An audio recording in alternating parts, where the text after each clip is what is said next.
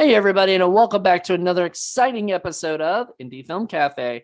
I'm your host, Jonathan Moody, and I have my awesome special guest, John Ward here. How you doing, John?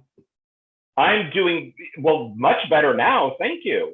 I I thought appreciate I that. Thank thought you you for were going to having say me. I was doing awesome. That you're doing awesome. Oh, I ruined it. Okay, do one more awesome for me, and then say how are you doing? You're awesome. How are you doing? I am doing awesome. Thank you. All Does that work? right. Yes. We're gonna leave all of this in here, by the way. We're not cutting it and editing it because I'm just too lazy. Um, Anywho, we don't have another guest with us today. We had another guest, and unfortunately, that person is not feeling well. So we Mm. decided to have that person will hopefully be joining us at the end to give us their like little 10-minute review slash third score for this stickometer. Excuse me, sorry about that. So we're here to we're going to be talking about the film, the 2016 film Maradonia and the Shadow Empire. I think that's what it's called, right? Shadow Empire. Oh For some man, reason, yeah. yeah. Which didn't. Where's the empire and where's the shadow? I mean, I didn't see Well, any of I that. think the Empire was the Empire. Well, we'll get into all of that in a little bit. This is just the introduction. So, in fact, we're about to go into a little bit of some mood music, and we'll be right back.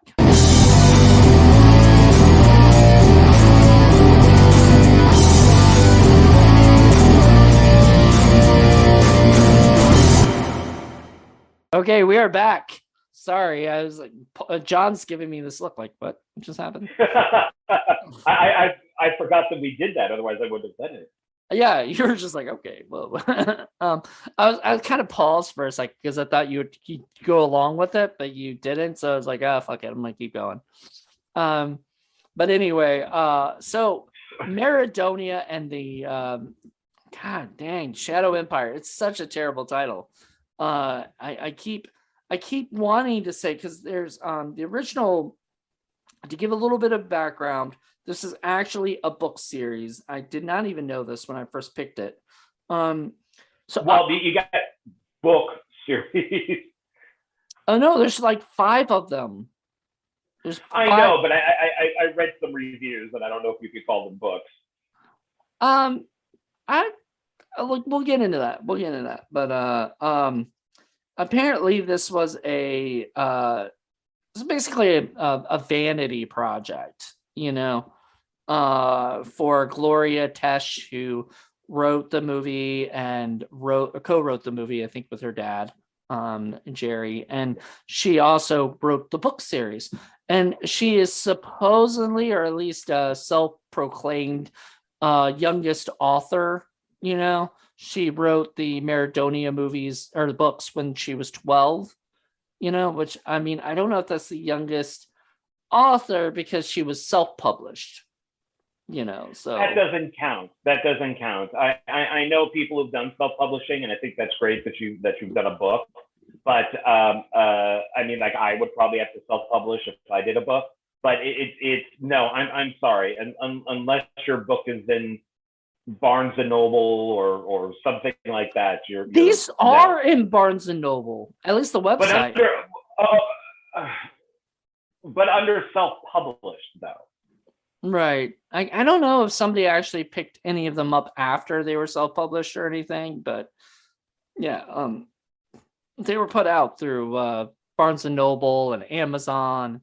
I mean, I showed you how much they go for right now, just or whatever, like $200 and something dollars or 100. That is absolutely ridiculous. You're not going to spend $200 for a. And it wasn't even the first book, by the way, too. It's not even I the was first going to one. comment on that when you sent me that picture. I was going to say, but I have to read the other ones before at $200 a pop before I read this one. Well, even then, those aren't even available to get.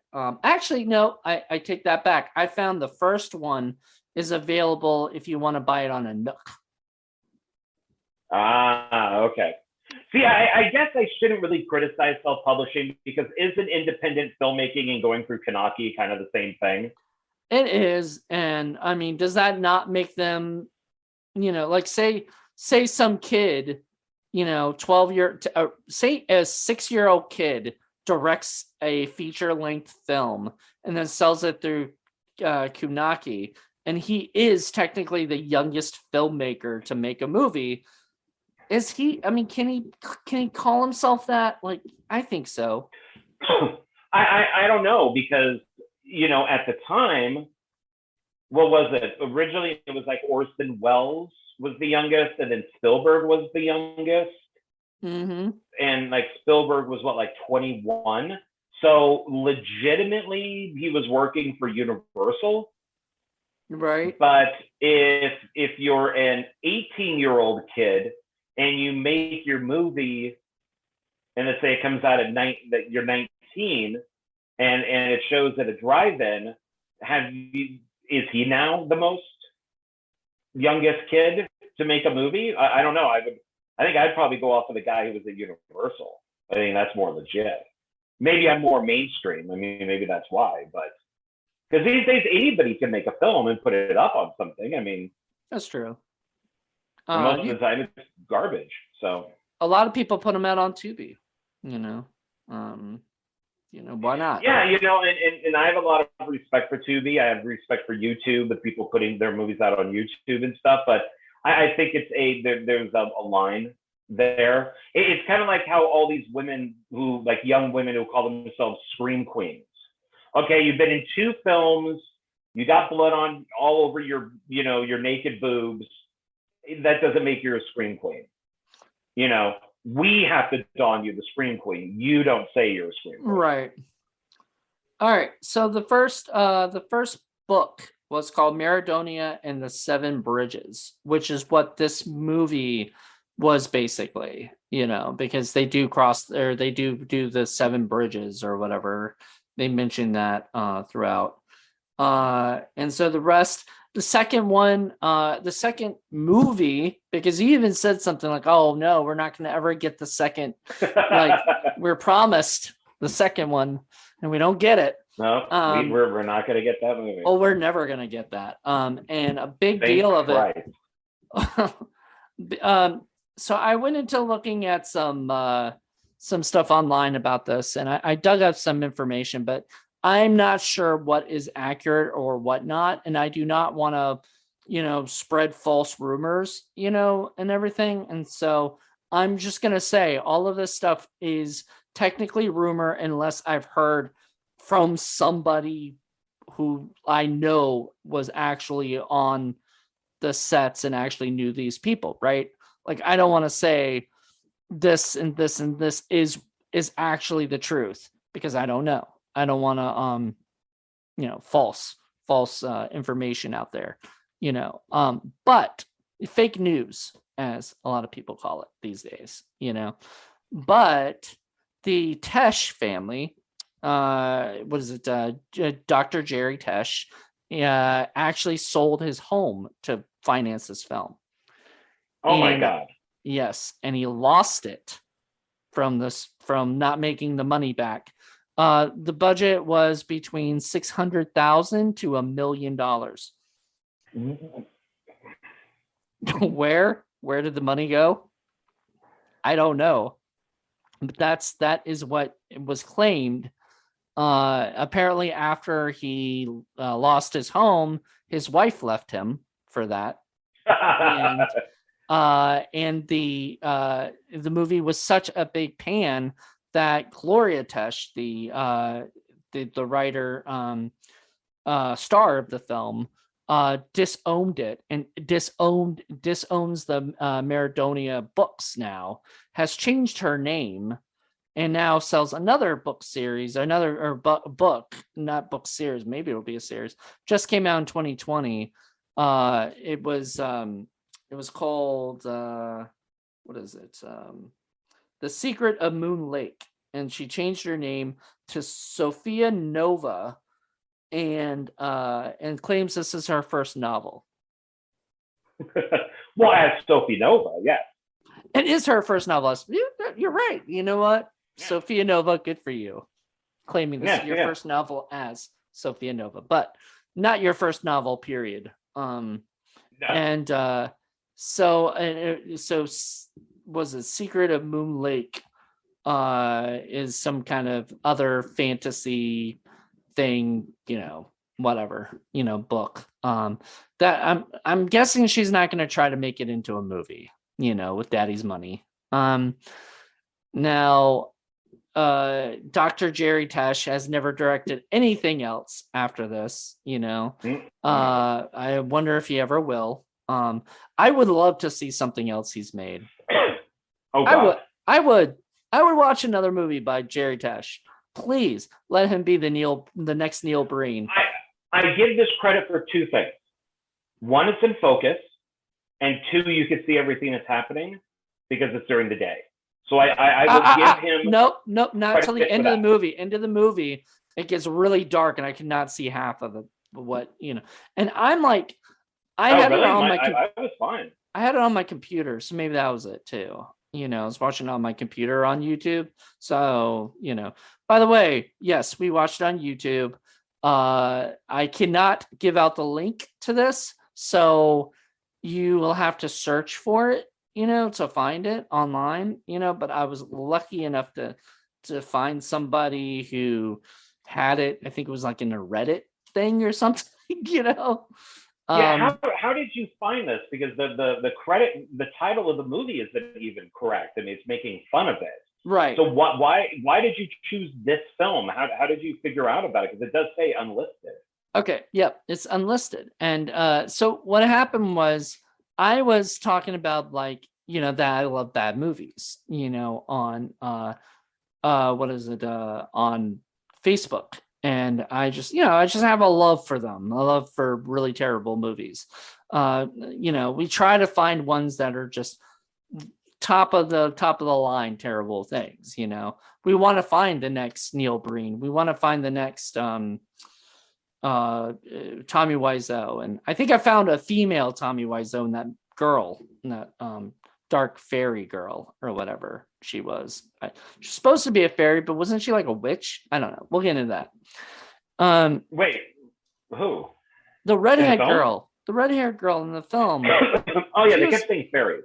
Yeah, they kept saying fairy, but she was so over the top that it just reminded me of Tommy Wiseau. It was just wonderful. The one behind you, right? On your screen there? Yeah. One in the middle? Yeah, one in the middle. Yeah. I loved her. Yeah. She's my favorite.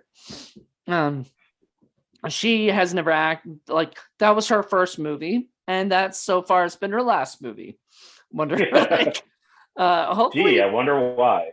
I do too. She should keep going, keep being in, these movies in Florida, where all of these this movie takes place is in Florida. My God, does it look like Florida? I mean, it does not look like Lord of the Rings at all, which is what I think this is trying to do. And it, man, the second I saw Palm Tree, actually Palm Tree plus Bob Glazer, I went, oh, this is shot in Florida. Yeah, well, that was one thing, and we'll get into that. We'll get into the cast in a little bit. I'm still trying to give a little bit background what happened. So basically, what happened was I posted something about that I love bad movies, and one of the guys who was originally supposed to work on this film, and I'm not going to say who, but he knows who he is, suggested this movie to me. And the only reason I just don't want him getting in trouble, or anything with the community, probably wouldn't care. It's not my name to throw out. But this person was supposed to work on the movie and saw what a clusterfuck the project was that he said, putting it lightly. Yeah. So he said, I'm sorry, I can't work on this movie. And then he never thought it came out. And then he found it one day on YouTube. Somebody had actually just posted it. Right.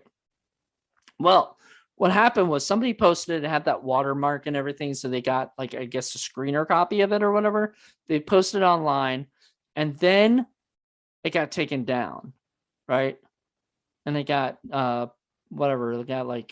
taken down. But somebody, I guess, was smart enough to save it, like copy it or whatever, and put it, save it, and then they put it out unlisted. So it's out there.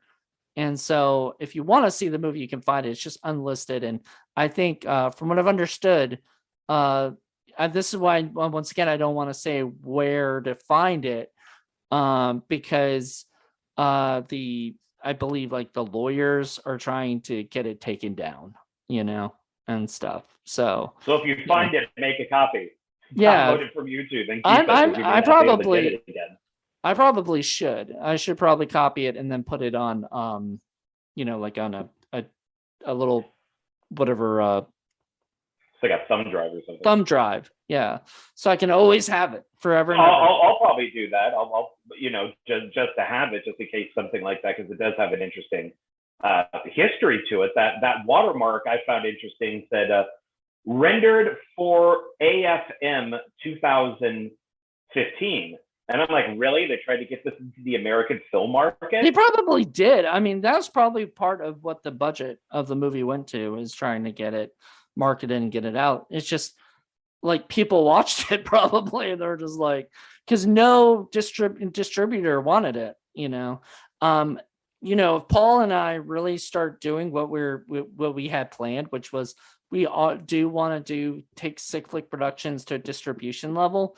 And one of the things we've talked about is distributing films that nobody else wants, because there is a market for that, which sounds weird, but there is a market for films that like are hard to find, like this, and so, who knows, maybe we'll try to strike a deal with them. If they want too much money, then that might be the problem too. Is they want to try to recoup their money from the $600,000 to the $1 million loss, and that's not going to happen, especially if you just want it out there.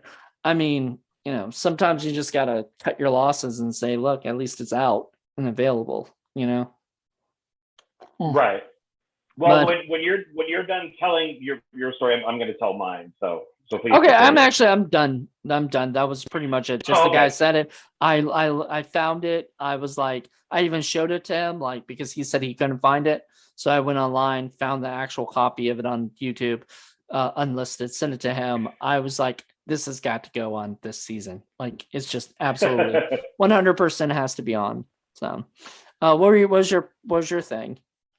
Well, some of this but I'll so you asked me to fill in, and so I last night I scanned through maybe about a minute or two of this, and I just went, oh crap, thanks Jonathan, what did you get me into with this?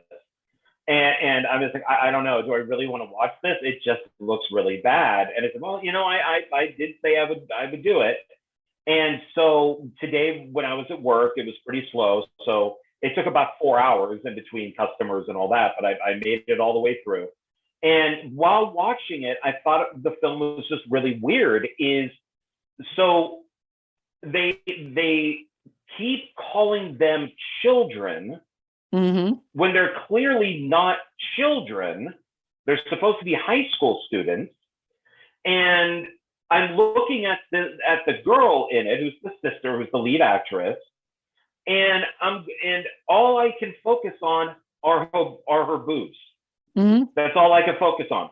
So I'm going, why is she in a tank top with a ton of cleavage? She's got like a D cup. What is going on here? The camera keeps focusing right on her boobs. And that's even weirder that the director is her dad too. That's got to be which I didn't know at the time. And I thought, okay, so is this the kids movie? Is this a teenager movie? Is this supposed to be like an adult film? Because we're just really focusing on her boobs. And she doesn't seem to be shy. And I'm like, wow, they're really exploiting this actress. So I'm like, okay, so I got to check out who this is. So I IMDb'd the movie and saw that, okay, so it's like, yeah, it's written by her. It's produced, like she's like a producer. Her dad directed the film. And like you said, it's the only thing any of these people have ever done. So then I Googled her. And I see her posing with a whole bunch of kids' books that she wrote. And I'm like, oh, okay, so she wrote some kids' books, so maybe this is a kids' movie, but yet why is it focusing on her boobs? Hmm. And then I see next to the books all these pictures of her in a bikini. And they're all over Google, like they're Sports Illustrated swimsuit type photos. And it's like, okay, wait, so is this like a Jekyll and Hyde thing? Is she, on one hand, this kids author that goes from bookstore to bookstore reading the children, and then on the other hand, she's this swimsuit model? I think so. And so I thought that was kind of weird. And then I'm watching the movie, and I'm like, there's a scene where they go to the beach. It's her and the brother go to the beach, and he takes off.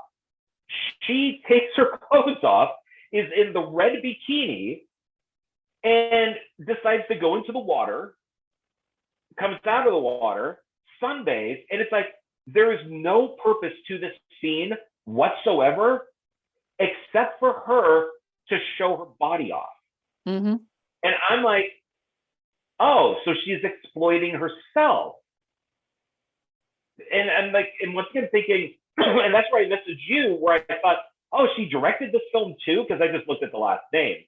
And then realized, oh, wait, the person who directed it is Doctor or somebody, which is weird to put as a credit. You know, Fireman Joe directed this movie. And right. It's like, any time that she can take her jacket off and be in that tank top and just show off her boobs, she does it. So I don't get who this movie's aimed at. I don't, and she's very good looking, and she's got a great body, and sorry if people are offended by that, but I don't really care, because she's exploiting herself, so I'm allowed to say it. And it was really strange to me of why this was happening, especially with a family member. Like Asia Argento has talked about how weird it was to do a nude scene in front of her dad for one of Dario's films. So it's just like, oh, it was kind of creepy once I realized that her dad did it. So it's like, this isn't just some director that's like, oh, she's hot and she, you know, let's get her in a bikini. No, this is her and her dad discussing, let's show off my body in this kids movie. It was very weird to me. What do you think about all that? Well, I just read, and this is kind of sad. Somebody just said, rest in peace, Gary Tesh, Gloria's dad and enabler. That's exactly what they said. I'm not, saying that. It said, I feel for her, I really do. I think it's safe to say Maradonia died with him. And somebody had said that they had met him in the 70s in Germany when he was preaching and singing. Preaching? Yeah, apparently he was a preacher and singer. So in Hawaii. So I don't know. That's weird. There's just a lot. There's just a lot to. Okay, so I'm guessing. Sadly, we may never see another Dr. Jerry Tesh movie. I was hoping we would. It was only 2016. When was this rest in peace thing said? It's 2018. Oh, Jesus. So, yeah. And the preacher and enabler, that's interesting, because you can definitely tell they several times bring up the Almighty. So there are definitely religious things in this. Oh, there's a million. Like, this wanted to be a C.S. Lewis type, Oh yeah. thing. This wanted to be a Narnia type of thing. And what I noticed a lot of the times is they bring up white a lot. The white birds. They bring up, there's a lot of white things in this. And if you notice, anyone who's black is evil. There's a lot there's of not, weird racism shit too. There was. Yeah, so I wonder if this was a, because of the whole preacher thing, that, yeah, like you said, I agree with you on the C.S. Lewis thing, is that, yeah, maybe they were going for like a Narnia type of thing, and of course C.S. Lewis was very, very religious, and I wonder if he had something, even though he hired black actors to be in the film, if maybe he was racist, because they are shown as being evil, and white people are shown as being, very helpful, and they're the ones that want to help the children, with the D cup. So, I'm not sure. So, dang. Well, I did not know. So his real name was Gunter, but he went by Jerry for this project. so that's a German name, isn't it? Yeah, so I'm guessing he was a German, sort of makes a little bit of sense with the whole, now that you're saying, things, that's really strange. But yeah, Jesus. There's so much to think about. And like I understand them making this movie and then not wanting anyone to see it. Like after, like how bad, it kind of came out, and how they're probably trying to stop people from, letting people see it. But now I'm just like, God, man, I just wish this was out, that more people could see it, I think yeah, and I wish we got a sequel to this, because I'm now kind of hearing more and more about it. I'm a little more curious, because it, especially knowing that that it's her dad. Like at the very beginning of the film, we see the brother and sister, they're hiking around the trees. She talks about the men in the cave with like the swords, and I'm like, okay, wait, is this like a sequel to something? Because we didn't see that. And immediately her boobs go in the camera frame, and we see all that cleavage and stuff. That's where I went, oh wow, okay, I guess this isn't a kids movie. And then I guess it cuts back in time. Yeah, that confused the fuck out of me. I think that was an accident. You think it was supposed to be like later, that we were supposed to see like that was like an editing issue? Yeah, because there's nothing that says like one day earlier. There's nothing then in the future of the film where it's brought up, where like we see them in the cave or anything. So I think that was either a very bad editing choice, because the only purpose of that scene is to show her breasts. That's it. Well, there's a lot of. They said, let's take this scene, we'll put it at the very beginning, because nothing. What happens at the beginning? None of the high school stuff matters. The bullies don't matter. Yeah. Like I thought the bullies were going to be like the three fairies behind you or something. Okay. Like a Wizard of Oz. I will say that they do matter in one perspective that doesn't like technically doesn't matter, but in some story sense they can say it does. So the girls are getting bothered by the was it, what? Honestly, let's start from the very beginning and go to that, and then and I'll describe my stuff in a second about that. But in the beginning of the movie, there's a lot of stock footage and stuff, and then we meet the characters, right?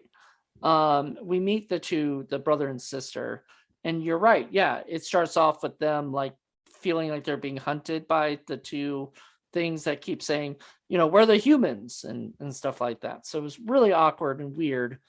And then we cut to like a classroom situation at a school. It was not even a high school. It was like a elementary school. And this teacher apparently was going to leave them with another teacher, and it was an art class. Why is the teacher even there if he's going to leave? Why not just have the art school teacher the old guy that comes in with the really bizarre white hair that is a wig. Yeah, it looks so bad. So that guy comes in, and he's talking, like, it confused the person that, the guest that we might have later, because the whole time they're going, wait, was that the guy? And it was the teacher, right? Because, like, you see the guy at his house talking to himself, and then he comes to the classroom, and his name was Epstein, by the way. And so I started laughing and go, oh, it's Jeffrey Epstein. With a bunch of kids. So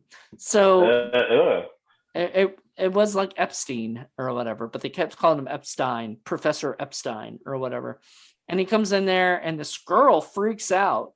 She's touching her, like, the photo of the 9/11, and she's touching the thing. She's like, my dad died there, and blah blah blah. And, why is evil? Why, right? And I'm like, wait, what?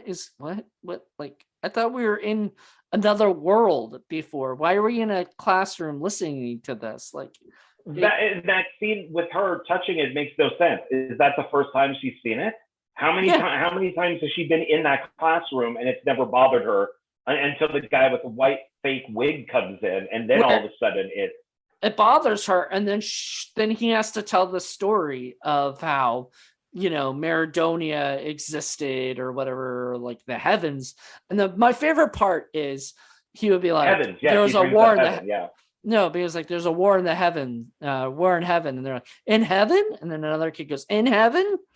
And then I actually said out loud that he needs to be arrested for teaching religion in high school. Yeah, technically, yeah. So he's going around telling these kids the story, I guess, to calm the little girl down about how there's this other world that exists that, and that the thing they needed were these two people from our world to go cross over to their world or something. Children. Yeah, their children to go cross over to them. So then we meet the two children, and they are brother and sister who are the people we met earlier, but we didn't know we didn't know who they were earlier. I thought they were boyfriend, girlfriend, and he was just being a dick to her, but no, they were brother and sister. And I'm like, why is she, like, always hanging out with this guy if he's going to be, like, such a dick to her all the time? Like, I did not get that whatsoever. But I mean, because he's not nice at all, ever. Throughout the whole movie, he's just not a nice guy to her, No, he's very Rain Man like. I mean, he's not a smart guy at all. Yeah. So he goes, and so they go to this new school, and she gets bullied, right, by these three bullies, who are just, and one girl especially, who she gets into a fight with and whoops the girl's ass. And that fight scene looked pretty good. That was the best part, because I was not expecting her to go kick the bully's ass. Mm-hmm. I mean, she just wails on her. I know. And I thought that was actually the best part of the whole movie, was because you don't get that. You don't see that in regular movies. You usually see the bully the bully wins usually, or whatever. Now, the thing that I did think was lame is when the bullies trip the sister, and the bully looks down and goes, nice fall. Well, nice. What's that saying? Nice trip. See you next fall. Yeah. And I'm like, wow, that's the big comeback from the bully. Nice trip. See you next fall. Yeah. Really? My favorite part is they said something. She said something that prompted her to say something. So it was like I forgot what the line was, but she said something like, it's like, do you like my joke? Nice fall, or see you next fall, whatever. And I'm like, wait, what? Why is she, like, telling her she's going to tell a joke to her? Like, why does she have to advertise that? Something like that was that bad. And then, so the girl punches the girl and everything. And then she becomes a, what is it? Like, she becomes super famous. Popular. Yeah. Off-screen popular. we never see her popular. The brother tells us that. Yeah. So the brother says, you're very popular with all the kids. So I got invited to a birthday party and you're going to come with me because everybody loves you. And so the birthday party, I'm thinking, okay, there's going to be a bunch of high school kids. No, the birthday party is like 10-year-olds. He's like hanging out with 10-year-olds. And she's like the only kid or child there, according to what they're saying. But this is, she's clearly supposed to, I mean, if she's in high school, she's probably like 16, and so she goes with the brother who's probably like 16 or 17. And they end up at this party, for like 10-year-olds where you expect like a clown to pop out. Right. And so then somewhere along the lines, we've been seeing all these random doves that keep popping up. And this is where I think that the high school actually made sense. And this is the only thing I can put 2 and 2 together to make it work, honestly, is that, what is it? What's his name? God damn it. That guy, the stupid person who's watching the door. I'm like, why is there a guy watching the door? The security guard or whatever.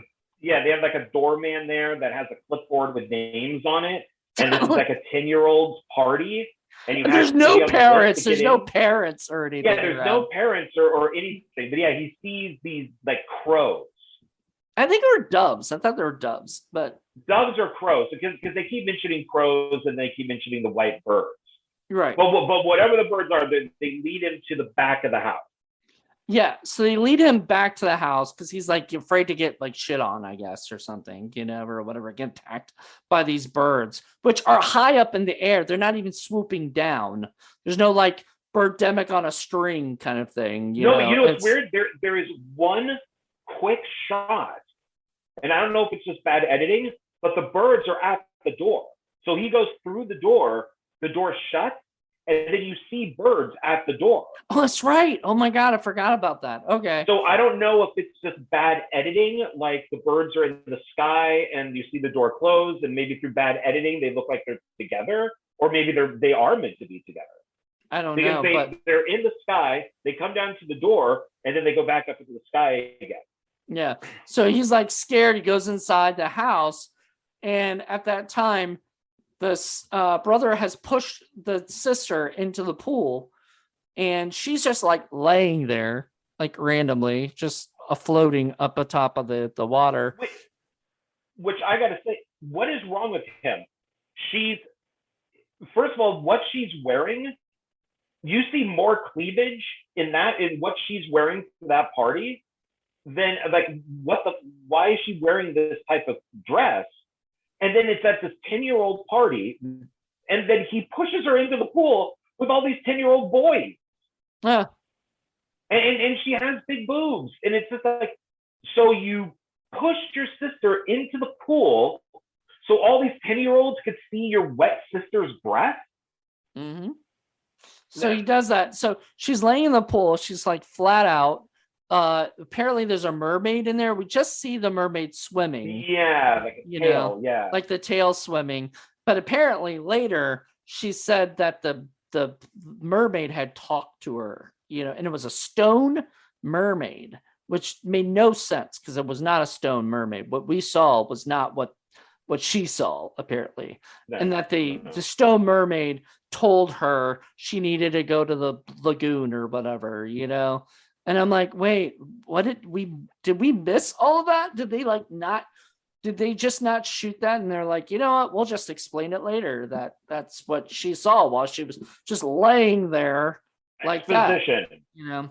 So funny thing is the guy comes and grabs her, pulls her up, lifts her out of the pool, puts her down. And first thing he says is like, let me get a kit, first aid kit.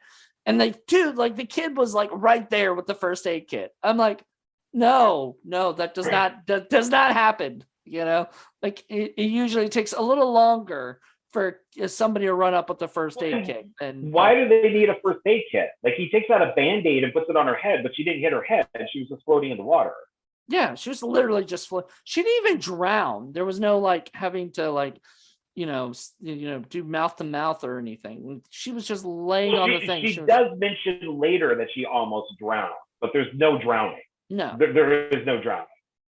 So, goddamn, we've been talking about this movie for too long already. We're not even but anyway, that's the only thing I can think of is the only reason is because she became popular, in the at the school for fighting the bully, that she got invited to this other small little fucking 10-year-old party. But she met. She didn't get invited to the party. Well, no, she didn't get invited. Brother she was the +1 of the brother. Yeah. But why does that even have to be brought up? Why couldn't they just go to a party? Yeah.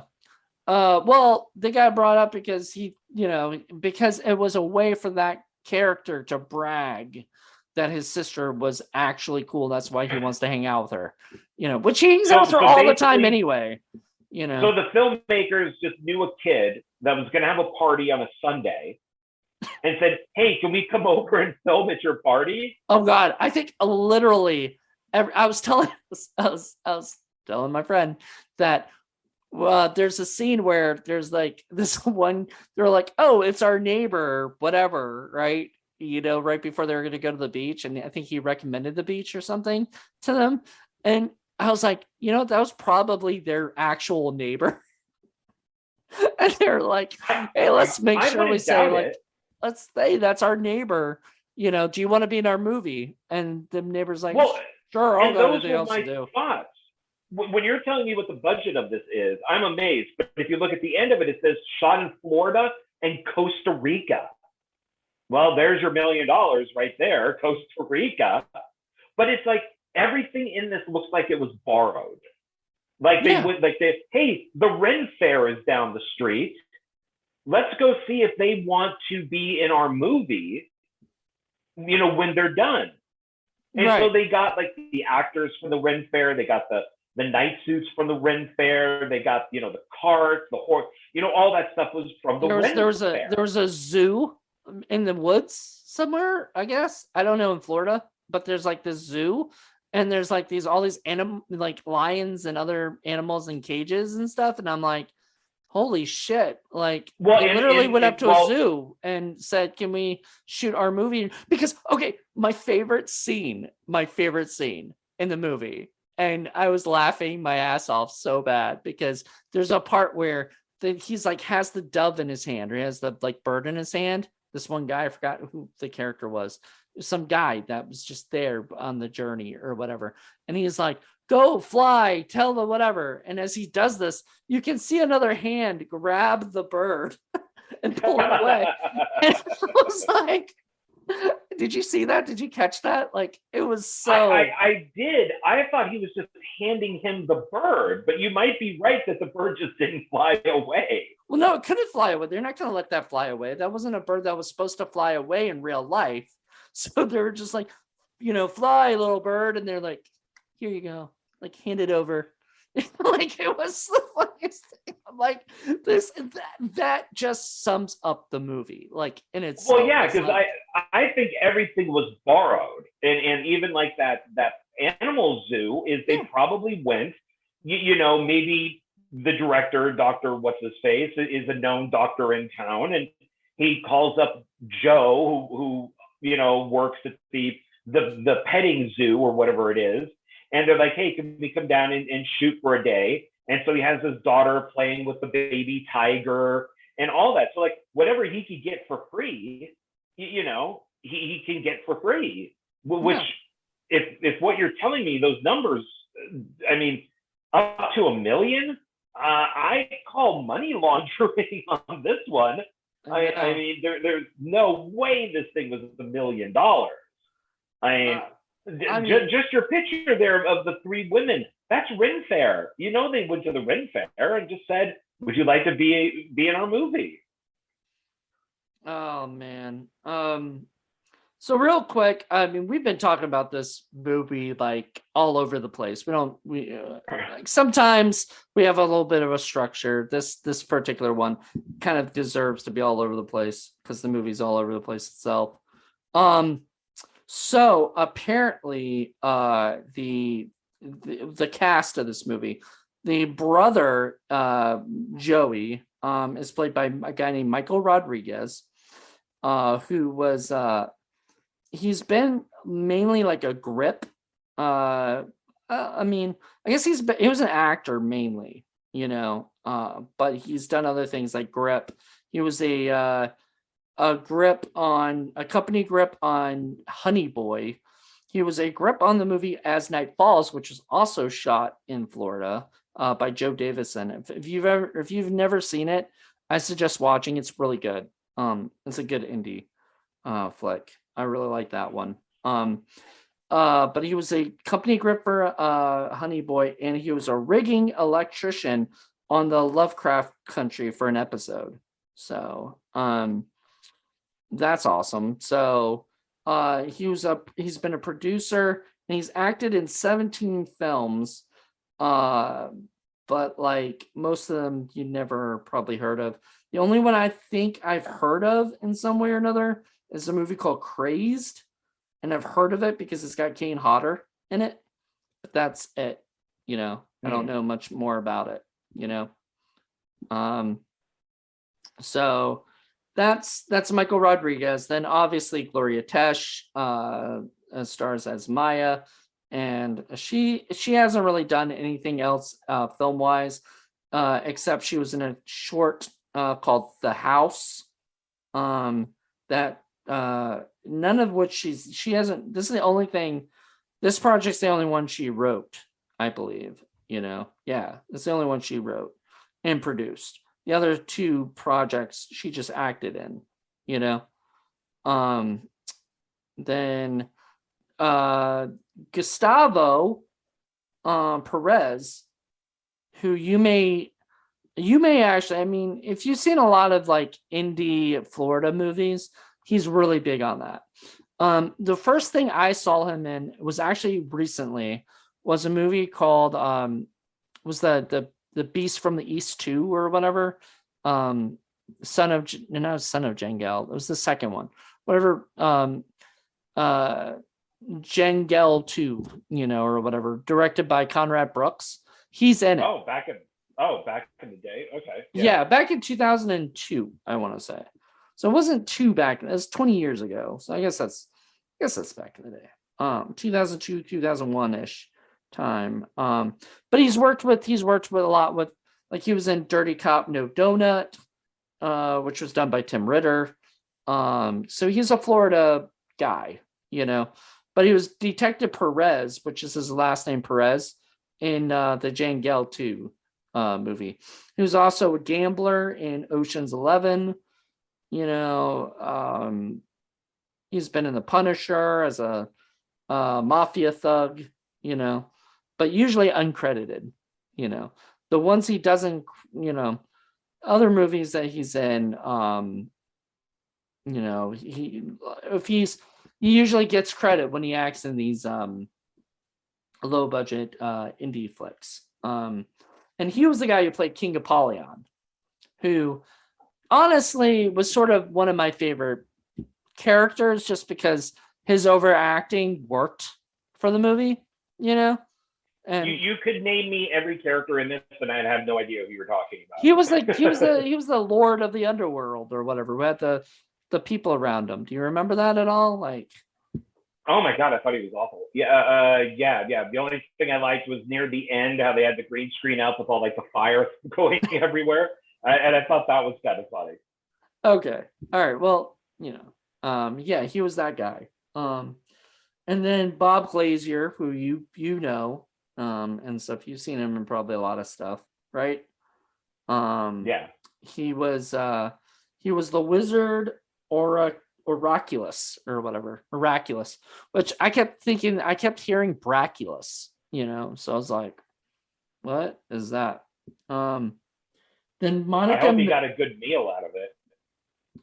Yeah. Has he done a lot of other stuff? like that you know of? He's in a lot of the was it the Police Box? So like Sean Um, Donahue and things. oh, okay. Well, poor Bob Glazer. I mean, I'm sure this isn't something he puts on his resume in the top of the list, and everything. I mean, it Monica, looks like he's having fun in it, but it I don't know, kind of looks like everybody's having fun in a way. I mean, because they're so overdoing it. right? They were all having fun playing the specific things that they play, right? But like, I can only imagine that sword duel that's at the end, where that magic guy comes out of the sky, the magic knight, and he shows up, and I think it's really funny that the brother and sister are the ones that are supposed to save everything, and they don't do shit. Yeah, But instead, the guy comes out of the sky and like the lightning bolts, and he's the one who fights like the right. three fairies there, like all the guys that they said. I'm thinking to myself, my God, they probably rehearsed this for days. Like they had this thing down packed, and they rehearsed it for days, and this was going to be the greatest duel, since Phantom Menace with Darth Maul, and it just ended up being crap. Honestly, I compare this movie like this is how I kind of describe it as Lion the Witch in the Wardrobe meets Game of Thrones meets Lord of the Rings if it were done by people who had no idea how to make any of those. I would agree with you, except I would throw in the porn versions of those without the sex. Okay. That's perfect. Like Yeah, because like the three fairies behind you were topless and walking around all the time, like a Roger Corman movie. Then it might be interesting. Instead of Lord of the Rings, it's Whores of the Rings, Yes. Perfect. All right, I like it. Game of Whores. Game of Whores. You just say whores about everything. Lion the Witch and the Whore. They all work. They all work. Why not? And like we said earlier, it's very Narnia-like. The idea that you can just walk through a cave and you get into this weird world and everything just didn't make any sense whatsoever. Like how are they all of a sudden in Maradonia when they weren't there like 2 minutes ago? Well, because they went through the magic cave. That's what I'm saying. Like it just made no sense, or whatever. And that cave did not look like the same cave like that they were going into. Like they, but maybe it was. Oh no, it was definitely two different locations, and I love the like the two guys that were chasing them with the swords are like, haha, we will kill them inside the cave, and no one will find their bodies. Well, until somebody goes through the cave. That's what I said. Like until somebody goes into the cave, then they'll find the bodies. I mean, like because it's on the beach. Yeah, like if that cave is like really literally that close to where they were just walking through, like why wouldn't other people say, "Hey, look, there's a cave. Let's go in it." And then they're like, "Ew, dead body," right? Well, I have a theory on this. And I think the sister, the lead actress, I think her character drowned in the pool. And this is now all in her, or she's in a coma, and this is all in her head. No.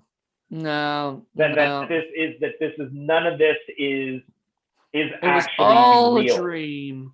No, I don't. Kind of like how they say, like the ending of Grease, the original Grease, is they say Sandy actually died on the beach when like Travolta's character pulled her out, that she had drowned, and that the car at the end was going up to heaven.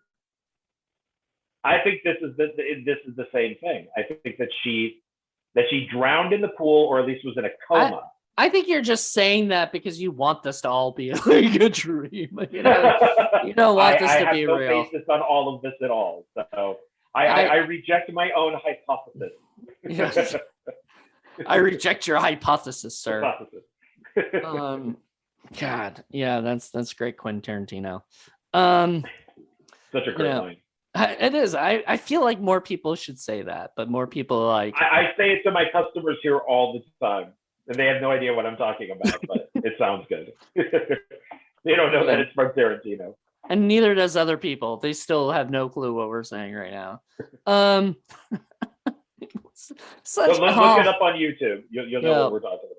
Look up Tarantino reject. in, I in reject Hypothesis. your hypothesis. Anywho, there's that. I don't think there's so much that happened in this movie, because it's an hour and 40 fucking long movie. It is so long, and it feels like it. And it feels like an hour and 48-minute movie. I kept it's on YouTube, and I kept checking the YouTube time. I'm like, oh god, it still has an hour left. Most of the stuff you send me to watch is like 60 minutes, 70 minutes, something like that. Yeah. And when I saw that this was almost 2 hours, I almost messaged you and said, I don't know. I don't think I want to do this. Honestly, if you had said that, I would have said okay, and I would have found somebody else because I get it, because I don't, man. Paul made us watch a David the Rock Nelson movie, Miss Werewolf, 2.5 hours long.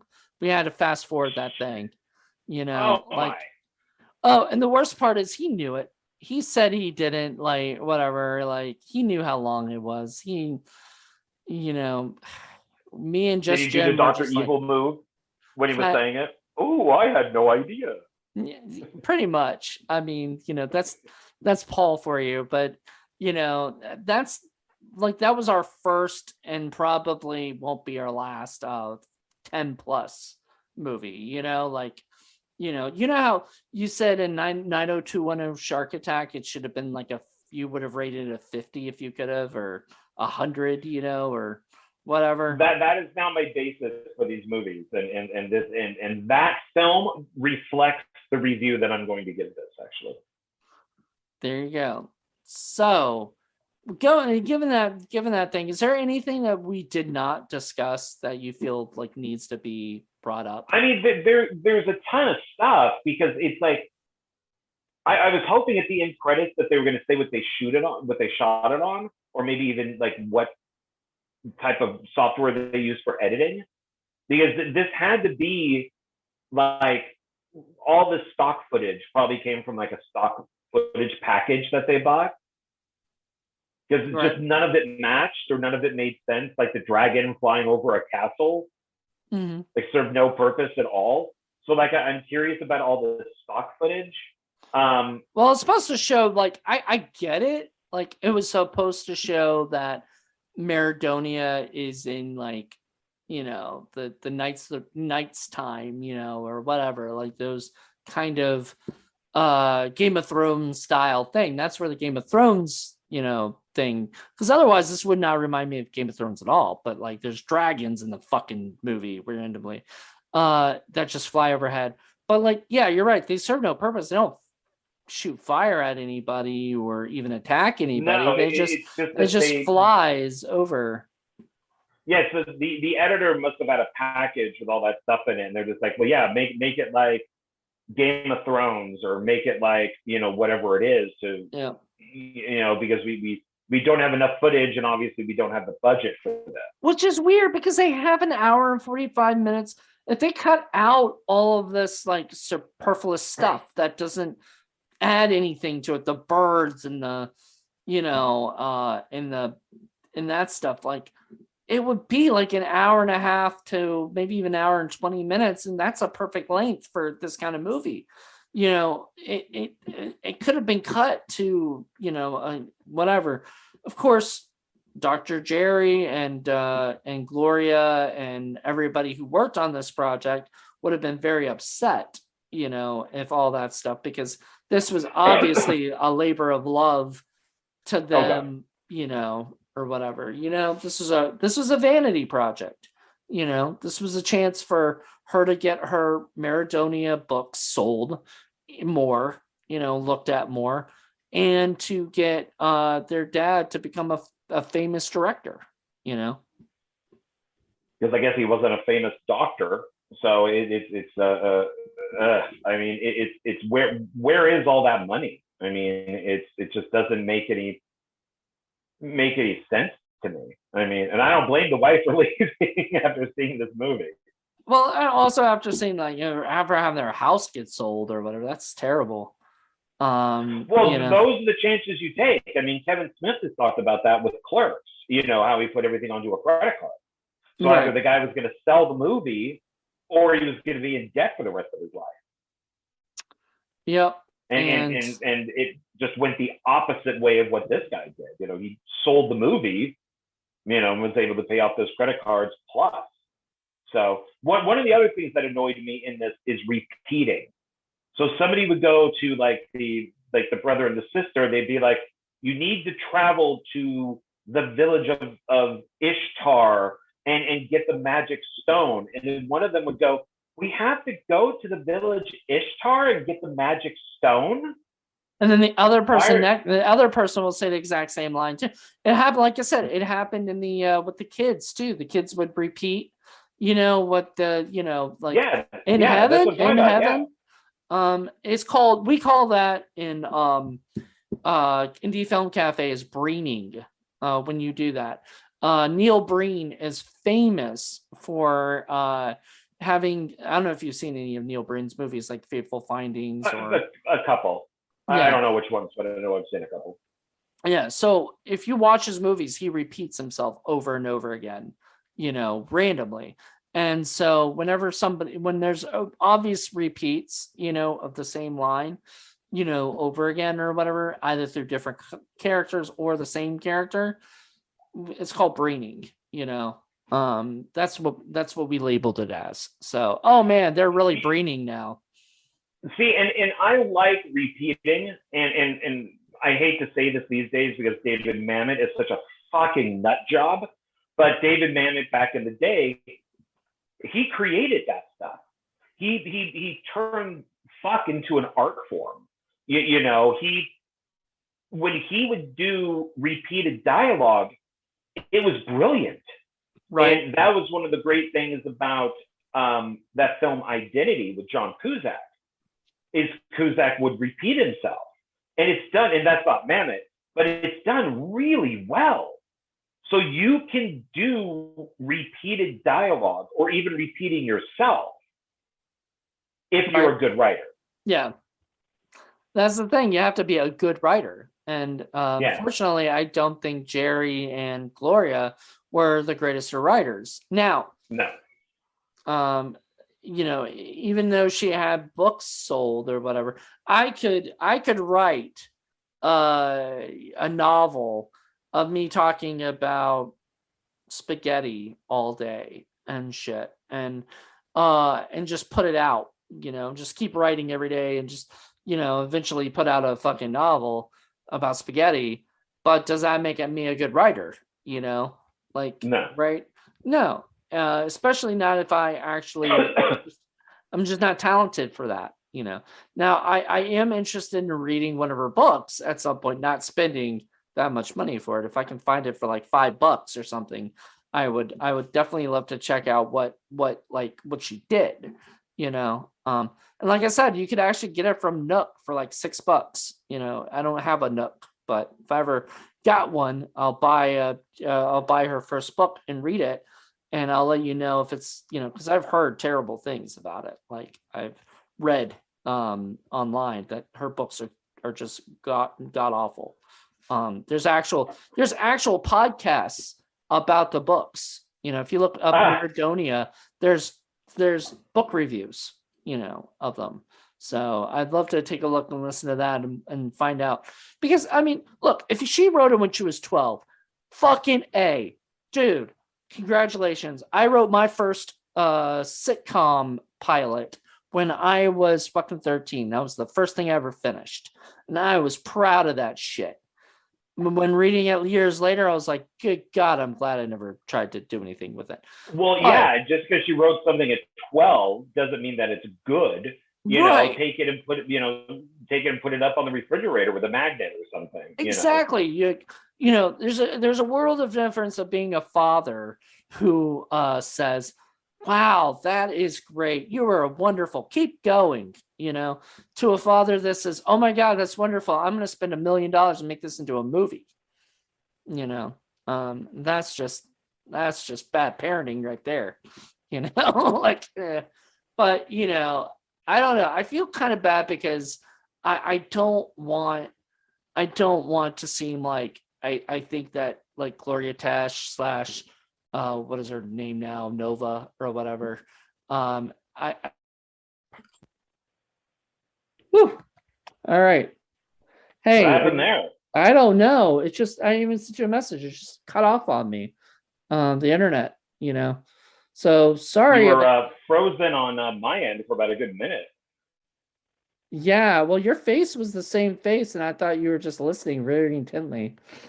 Guess you I weren't. well, to be honest, I wasn't moving because I was hoping you would come back on. So I just kind of stayed still, and I'm like, well, should I turn this off? Should I? I don't know, but anyway, I'm really hoping that because it just said recording in progress. I'm hoping it's recording this now, and then, that I'm sure that's saved. That other part. Oh yeah, yeah. I think as long as you don't get out of it, yeah. Yeah. So yes. Anyway, that was a weird. Sorry about that, folks. We have some technical. I think even Zoom right now is saying, "Hey, come on, let's move it on. Let's get it over." I think we went a little over the hour already, so we'll go into our scores in a little bit after just like one more thing of like just making sure there was a lot to go with this movie, So I just all I want to say is I feel like I hope that Gloria continues to improve and to work on her craft and to do what she loves to do. I don't want to seem like I'm hating on her or anything. I'm glad she did this, and obviously she felt, this was a fun story to, do. So, I mean, good for her. You know what I mean?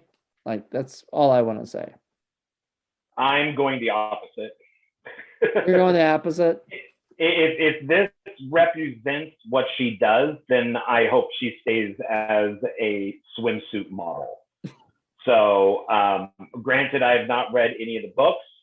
I do not know her or her family at all. I can only go off of what I've seen with this film. And if this represents what she can do, then please just stay as a swimsuit model. Oh, well, there you go. I'm sorry. Hey, it wasn't me. I didn't say it. But then again, I bet Paul would say the same exact thing, but you know what? But actually, maybe not because Paul loves those kind of those terrible movies even more than you do. So there you go. He probably would this want is a more. real thin line, kind of like that. Was it was the animated one that we watched, the Krampus? Mm-hmm. Yeah, the Krampus one, Krampus versus Sasquatch or whatever, Bigfoot versus Yeah, Krampus. that's it. It reminds me of that type of thing. That but those that I had more of a curiosity at. This, I get, okay. So she's a 12-year-old kid. She does these books.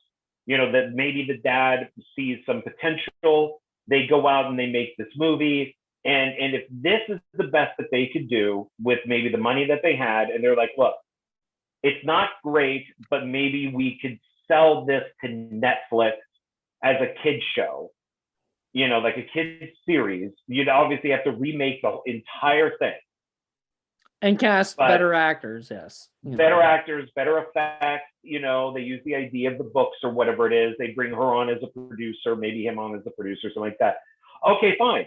You do what you could do, and hope to get. George Lucas made THX 1138 as a short film first, and then he made it as a feature. Mm-hmm. So, okay, if this is that type of idea, then good for them.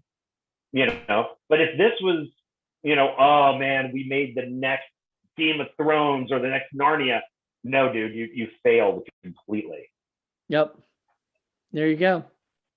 All right. Well, now we're going to go on to our scores, our stinky score, stinkometer. And so for the people at home who are not familiar with the stinkometer, I don't know why you're listening to this episode because this is way after, but whatever. Maybe you're just interested in knowing what our thoughts on Maradonia are, and you still never heard Indie Film Cafe. So at Indie Film Cafe, we have a stinkometer rating system. It is a 1 to 10 rating system, 1 being very good, 10 being very, very stinky and bad. Or if you feel like you need to you can't tell which one you want to go with, like say you want a 5, but you're thinking maybe a 6, you do a 5.5, rating. So that being said, I wanted so bad to give this a 10. I really do. And it's the only yeah, I'm gonna give it a 10. Fuck it. Because it is so ineptly made that I can't like not give it a 10. Like I've given things, that are way better than this a 10, and that's got to be pretty bad. So I'm gonna give this a 10.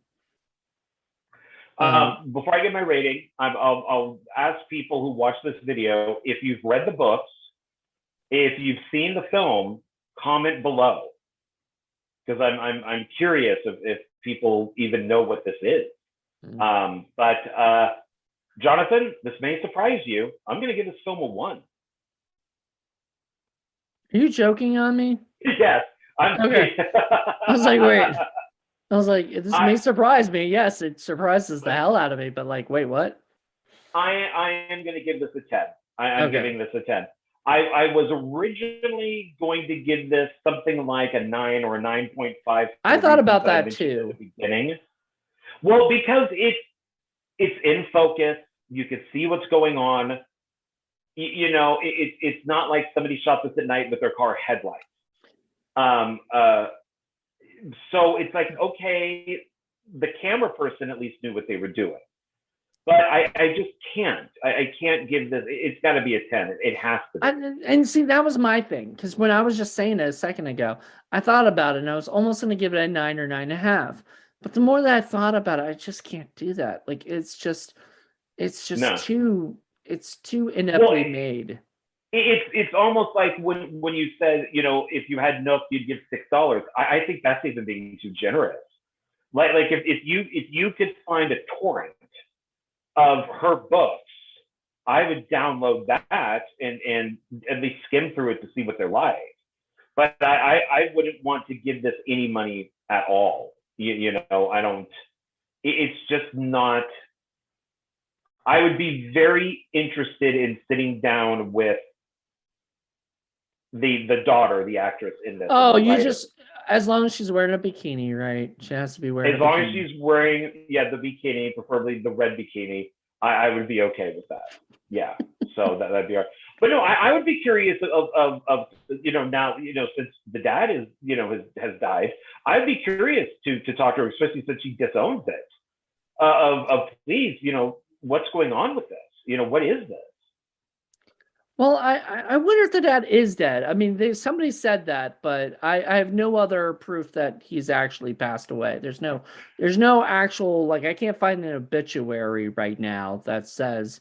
I found an obituary for a guy, some other guy, and it seemed like it might be his like his father or something, because it was like a 90-year-old, that passed. I'm pretty sure a 80-something-year-old man did not direct this movie. I would just imagine, maybe not. Well, yeah, because he would have to be, if this was like 2014 or whatever, the daughter's, she's probably like 18 or something like that when they made it, 17 or 18, maybe a little bit younger. But yeah, he's probably then in his 30s. Yeah. So he might be now, late 30s, early 40s. Wait a minute. So maybe she did, because there's these things about hold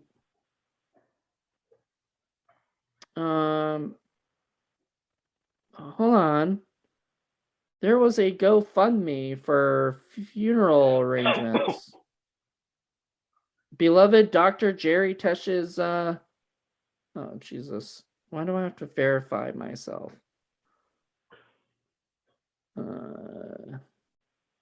Well, it's unfortunate that he that he did die. You don't want, even though it's a bad movie, you don't want to wish that on somebody. No, you don't. But why? Okay. Because people don't set out to make bad movies, so they just end up that way. Okay, well, apparently he did die. Damn, there's a GoFundMe. They raised like almost $3,000 for his funeral services and stuff. But yeah, it was by Gloria herself. Tried to raise the money. So, but damn. So yeah, I think this could be an interesting like disaster artist type movie. You mean the making of Maradonia?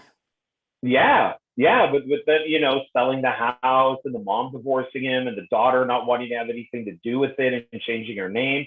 This could be interesting. How did I mean, him directing the three fairies behind you and then overacting and all that type of stuff, and him going, God, that's perfect. Oh God, that's perfect.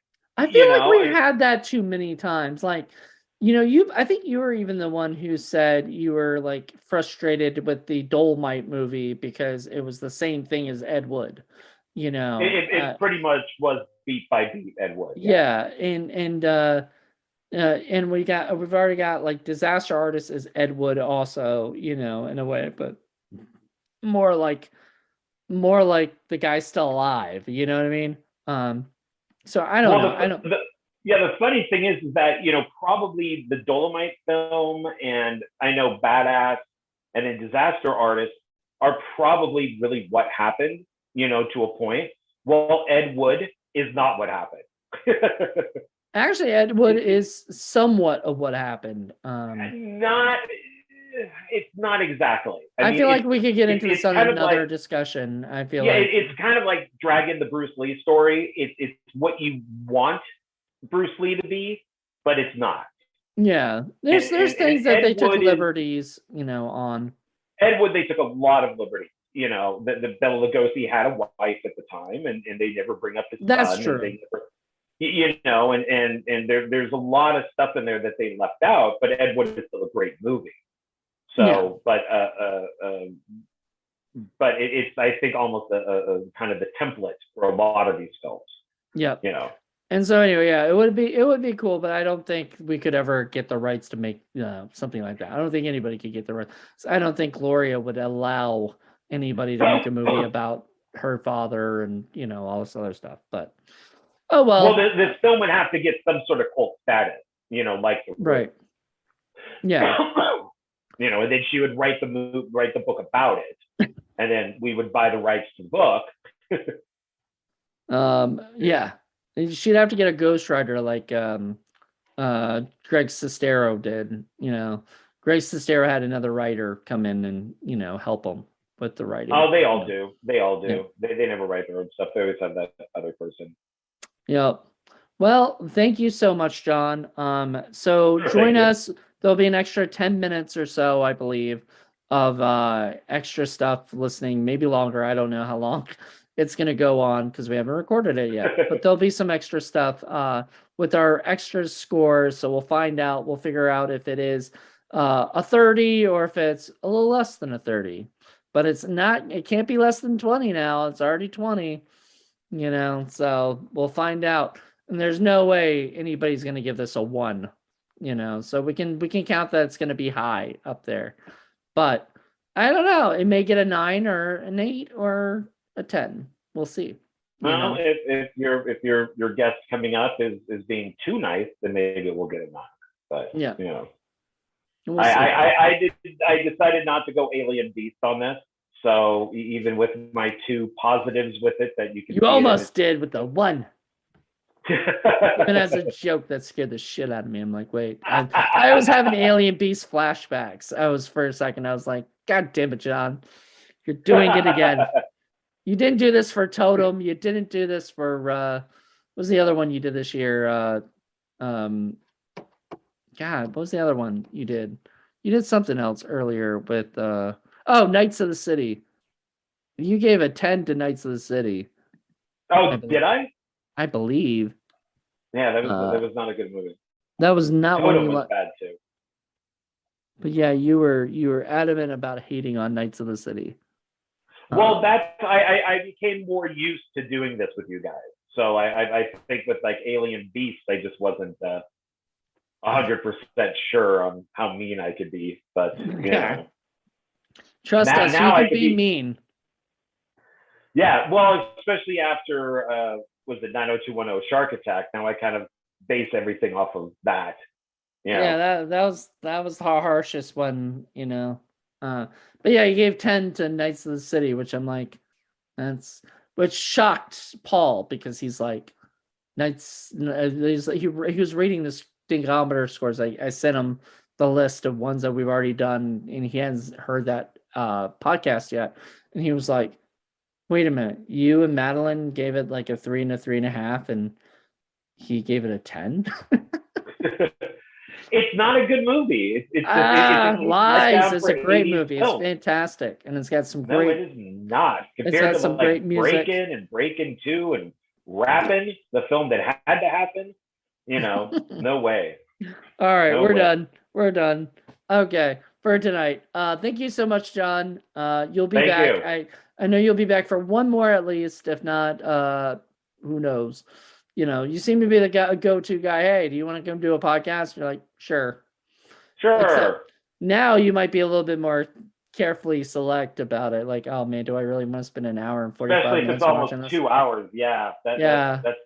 That's hurting. That's really painful. I especially like you, and thank you, because this was almost like really last minute. So for you to be like, sure, I'll do it. I'll make this quick. I wanted to watch it last night, but the Batman was on HBO, and of course that's almost 3 hours, and I couldn't even make it through that with falling asleep. So I'm like, shit, I got to watch this movie at work tomorrow. And one of my managers sent me 75 rent increases. So I had to fold 75 pieces of paper. I had to stuff 75 envelopes. I had to stamp 75 envelopes. And so it basically took me the length of the movie. So I had that going, my little system of stuffing these envelopes as I'm watching the film. So I think if I just watched it without doing anything, I probably would have died. But because I had the envelopes going, I saved your life, man. Yeah, I could watch the movie and be like, okay, I got 50 more to go. Okay, I'm good. And so, they weren't fitting in right, so I had to redo them. And so that kind of saved me from this movie. So stuffing envelopes was my savior. Oh my God. Wow. Well, at least something did. At least you were like, I can't do this. I'm done. Sorry, Jonathan. I can't be on your show. And I'm like, damn it. Okay. No, so if I say I'm going to do it, I'm going to do it. So I'll just figure out a way of getting through it. There you go. Well, thank you for getting through it. And thank you all for getting through this. This was a lot longer. It kind of made sense that this is the longer episode for, for a movie that's a long fucking movie, or a longer movie. Than and we didn't even scratch a lot of that. I mean, we did not. I mean, there's so much in this movie. We could have talked for like 3 hours about this movie, and we would have scratched the surface of things, or whatever. But you know what? It's okay.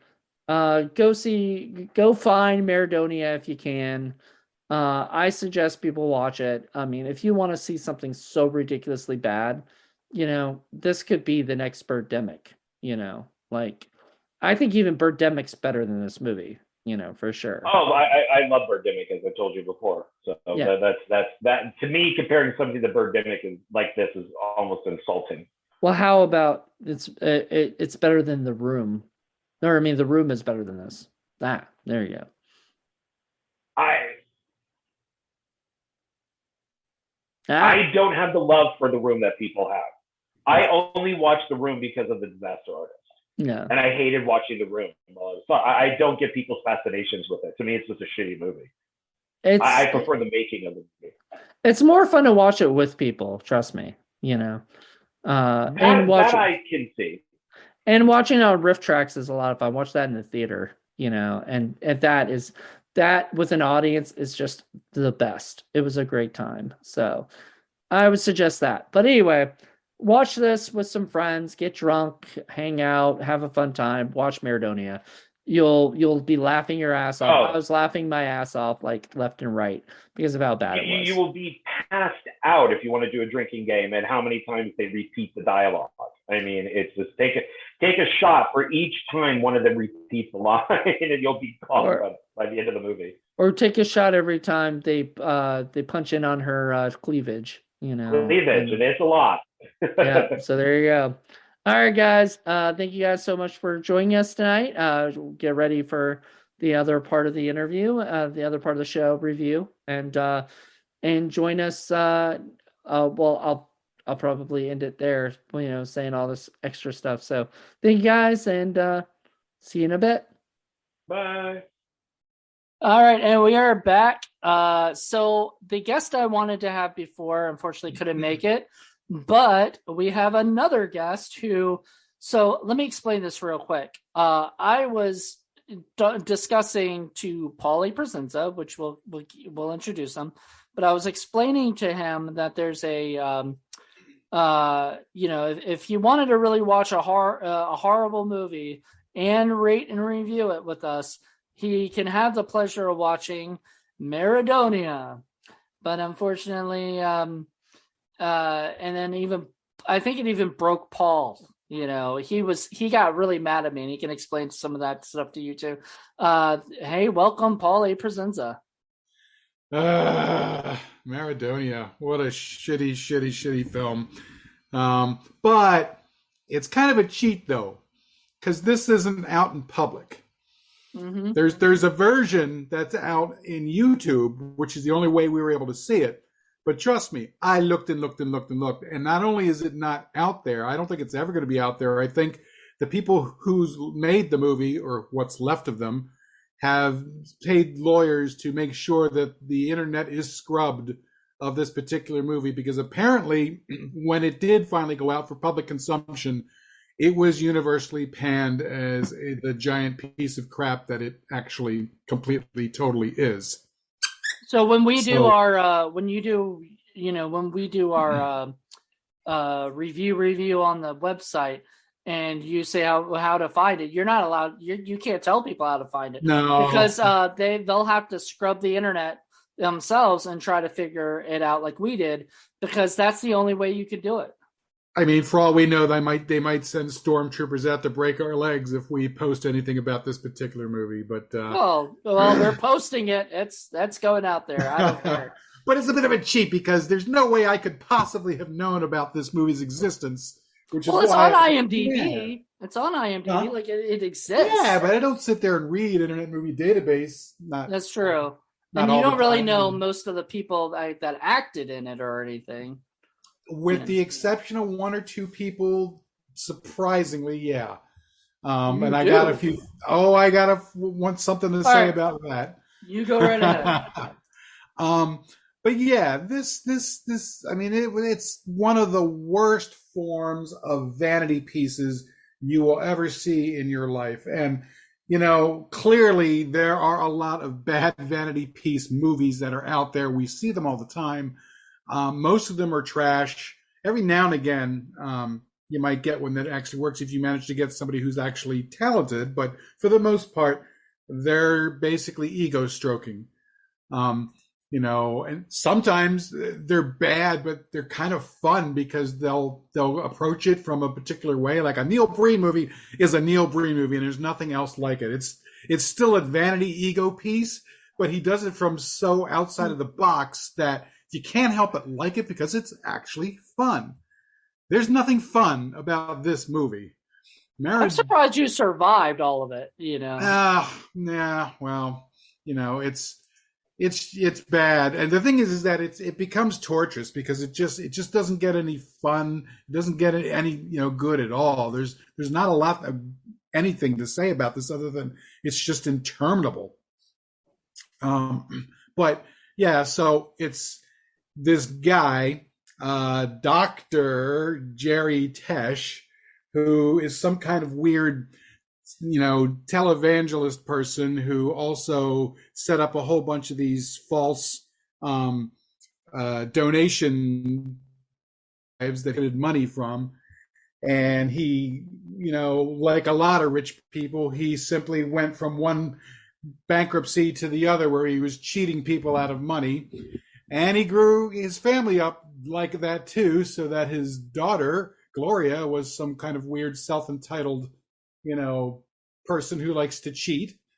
And I guess they decided to put all their eggs in one basket and decide that she was this wonderful, wonderful writer who was going to become the next Aragon or the next, I don't know, Lord of the Rings. And yeah, not even close. I mean, it's just terrible. By all accounts, her writing is miserably, amateurishly, childishly bad.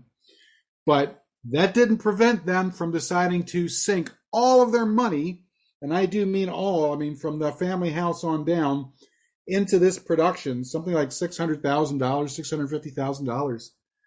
And they actually hired some folks who actually had some experience in the biz, although clearly they didn't vet them because some of the people who were involved in this movie, I would have thought a televangelist would not want themselves anywhere near. But I digress. Like who? Like who? Well, remember the guy who's playing the wizard Oraclus? Yes. That's Bob Glazier. Yep.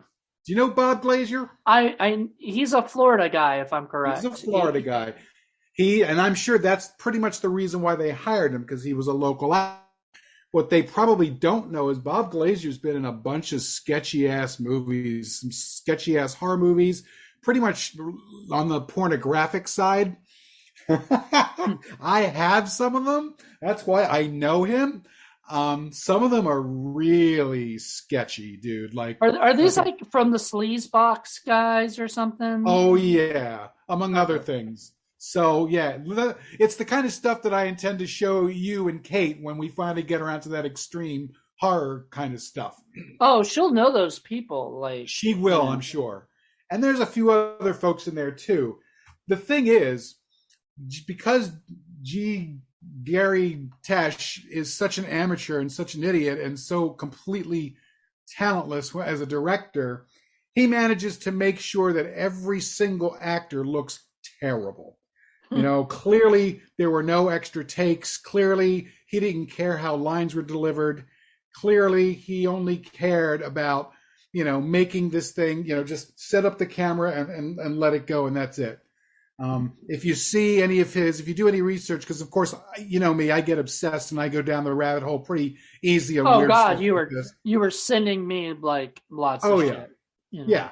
So, but if you go to some of his now defunct sites, because he's dead, fortunately, but there's some of his animated and weird little movie weird televangelist video things. They're the same quality. They're the same kind of shit. So he was just doing what he thought he knew and expecting that to be an actual Hollywood type movie.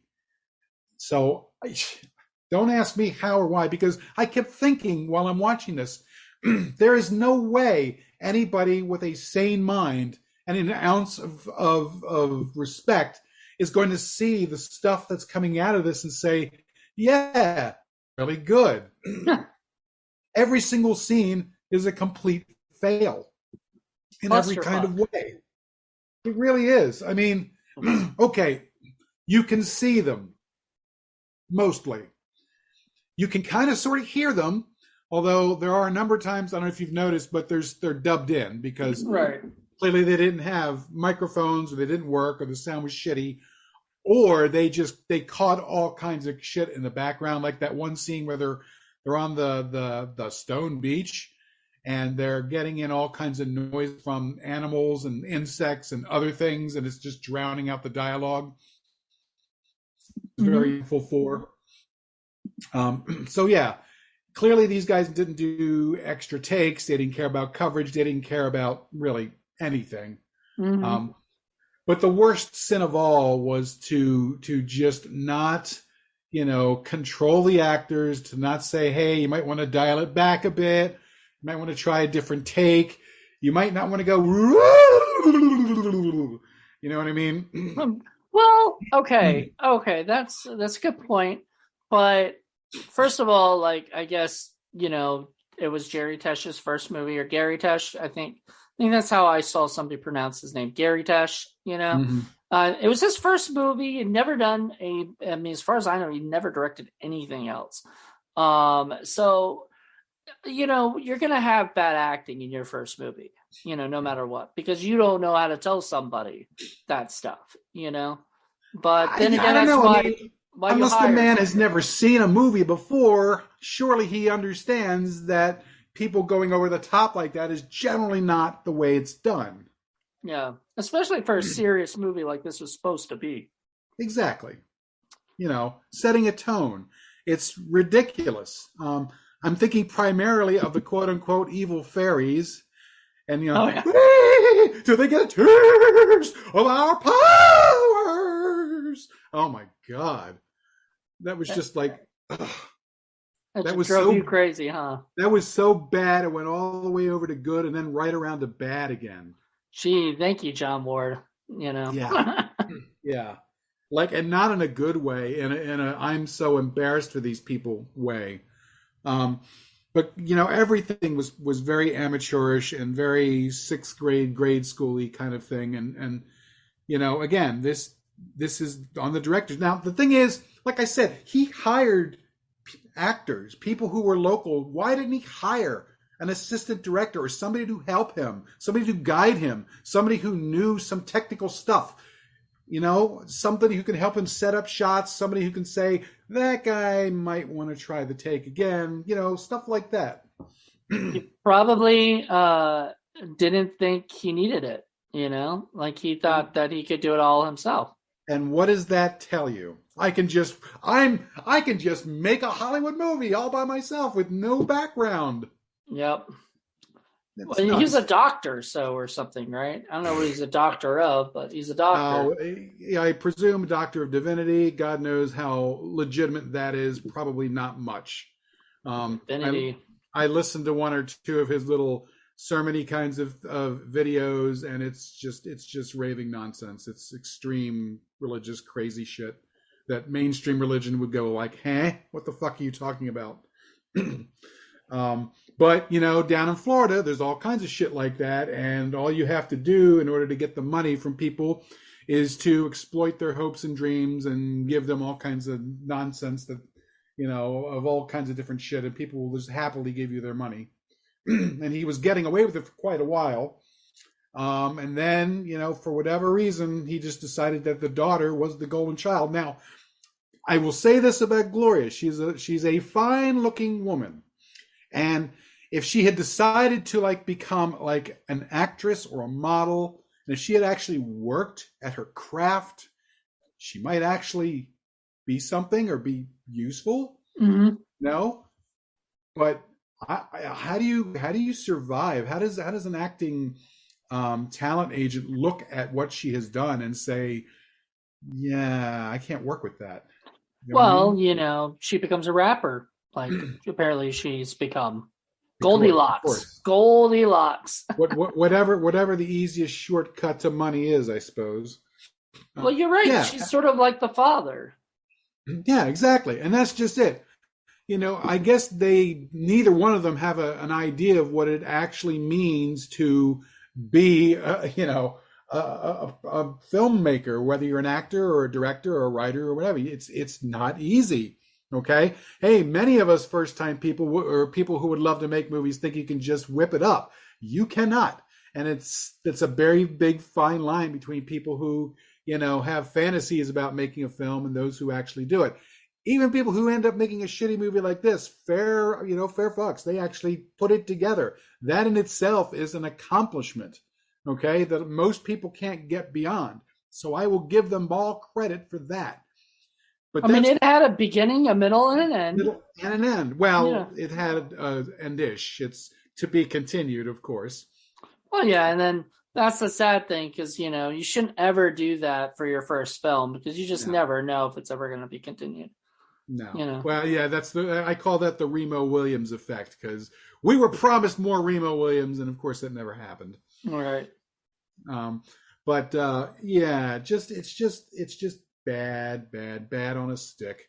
Like I said, and pretty much in every aspect. I mean, the costumes were bad, the backgrounds were bad, the CGI was bad, the sets were bad, the props were bad, everything was bad.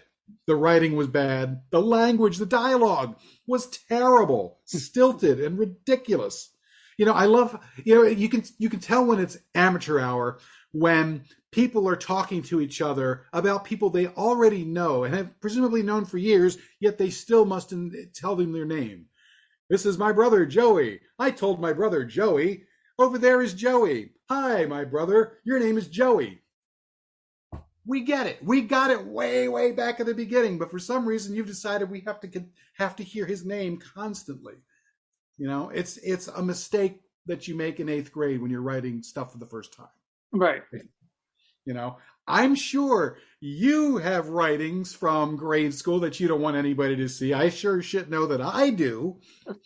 So I kind of like her, got published at a young age. I got my first sitcom I ever wrote, which probably wasn't long enough to actually be a sitcom, called Joey. By the way, so funny. It was not about Joey from Friends. It was a guy named Joey who, I think he was a lawyer or something, he worked in an office. I don't even know if he had a specific job, but he ended up in jail at the end of the thing. That's all I remember.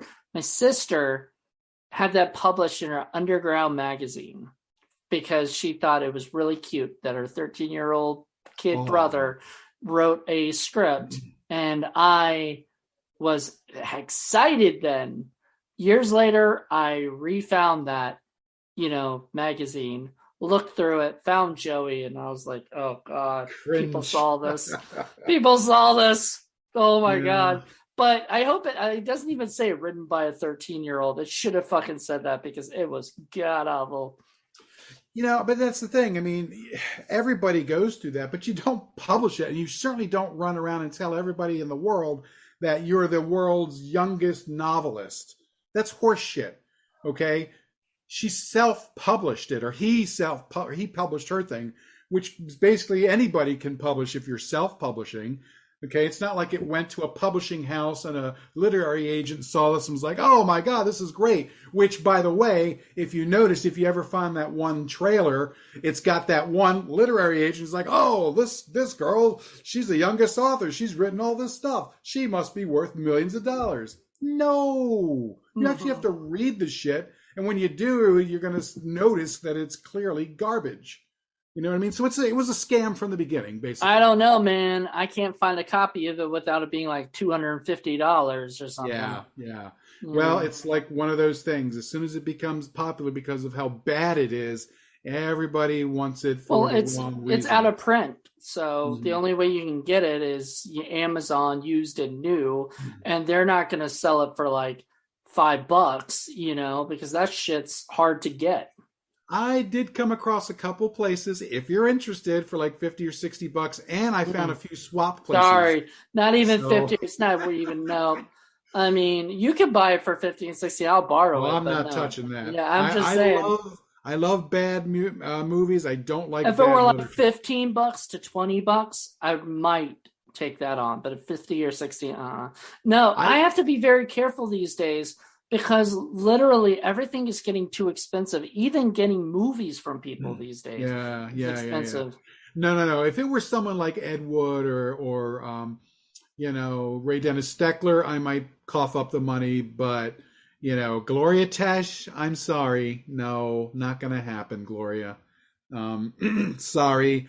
I wish you luck as your new career, whatever it is now, as a homemaker and rapper. But yeah, no, sorry.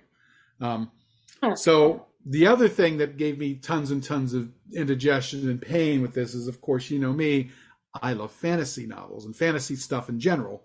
You know, I grew up with that.